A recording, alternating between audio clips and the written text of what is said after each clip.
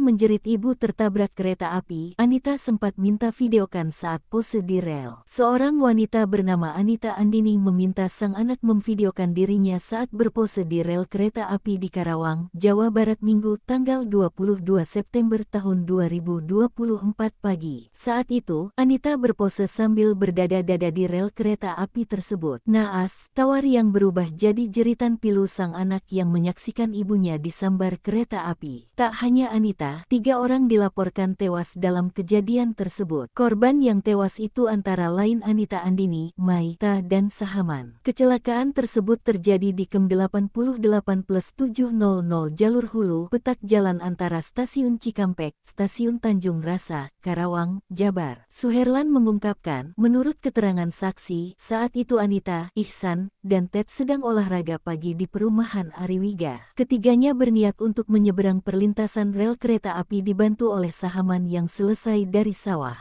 Setelah kereta dari arah Cirebon menuju Jakarta melintas, 4 korban langsung menyeberang. Mereka tak menyadari ternyata ada kereta Fajar Utama dari arah Jakarta menuju Cirebon juga tengah melaju di jalur lain. Kejadian naas tersebut membaut keempatnya dievakuasi ke RSUD Karawang. Terpisah, Vice President Public Relations KN Purba menyatakan bahwa aktivitas di sepanjang jalur kereta api, seperti bermain, berolahraga, dan kegiatan lainnya sangat membahayakan keselamatan masyarakat itu sendiri. N mengingatkan, kecepatan kereta yang tinggi dan panjangnya jarak yang dibutuhkan untuk melakukan pengereman, membuat setiap aktivitas di jalur rel sangat berisiko.